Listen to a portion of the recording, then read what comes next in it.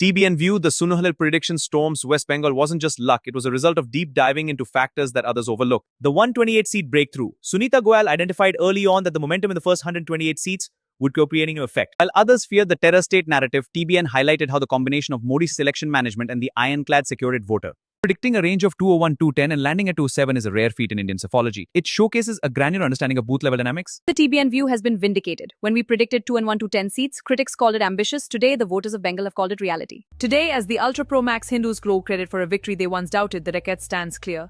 The TBN View. चला कैसा जादू पूछो ये रैन मिले जो तेरे नैना.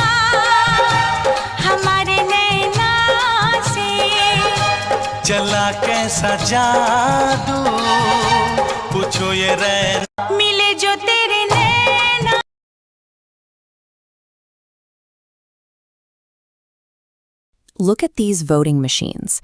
In May 2026, they recorded a 93% voter turnout in West Bengal, the highest since independence. When the counting stopped, they delivered a 207-seat landslide victory for the BJP.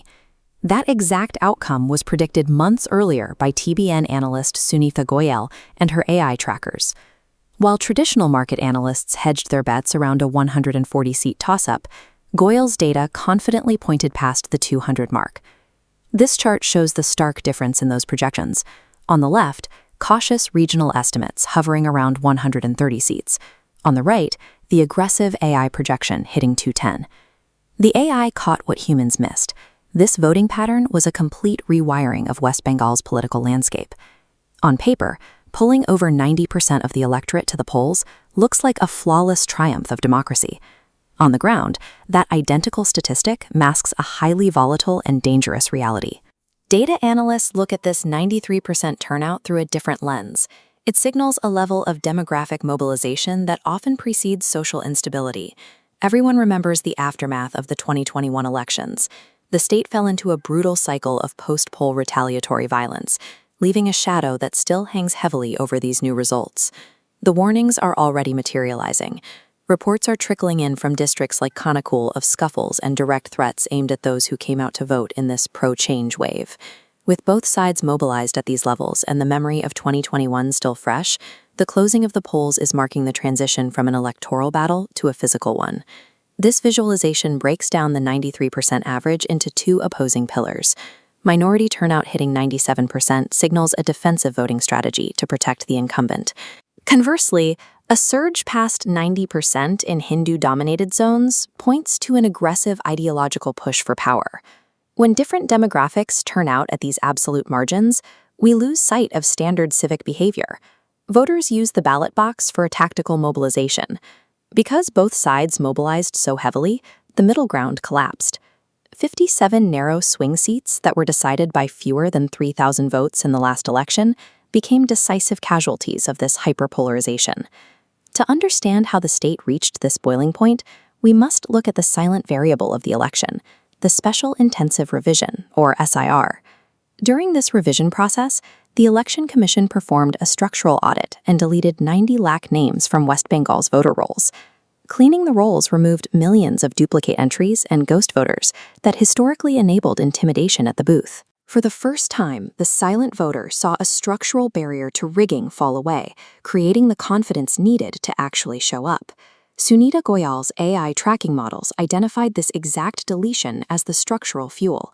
The cleaned voter rolls gave those silent voters the confidence to step forward, triggering the 200-seat wave and breaching the fortress of South Bengal. By systematically correcting the democratic infrastructure, authorities ironically created the conditions needed to ignite a highly explosive political wave. As you can see from these heavily armed, central armed police force personnel, the state mounted an enormous response to this polarization. The Home Ministry stationed 70,000 troops in Bengal for an extended 60-day deployment. Run the geographic math on that deployment. Even with 700 individual companies spread across the map, securing a state with hundreds of thousands of individual streets is logistically impossible. Forces can lock down the strong rooms, guard the main crossroads, and protect the voting machines. They cannot sit in every local alleyway across all 294 constituencies. The cracks in this security net are already visible. Major political leaders, like Suvendu Adhikari shown here, have faced heckling, and street-level clashes are already breaking out in rural squares like Bangar. Deploying central forces at this scale provides a comforting illusion of control. The reality is that an army of 70,000 is mathematically incapable of deterring decentralized neighborhood-level friction. We are left with a chilling paradox: a 207-seat mandate declaring a winner on paper, set against a backdrop of brewing, undeniable friction on the streets. Locking down a physical voting machine behind armed guards is a simple logistical task. Securing a deeply fractured political culture across dense, sprawling neighborhoods is a different battle entirely. In the end, the legacy of the 2026 election won't be defined by the digital mandate stored on the EVMs. It will be determined by whether the state can absorb this shift without tearing its society apart. And Sunita Goyal's roadmap were the only ones that saw the 207-seat reality coming.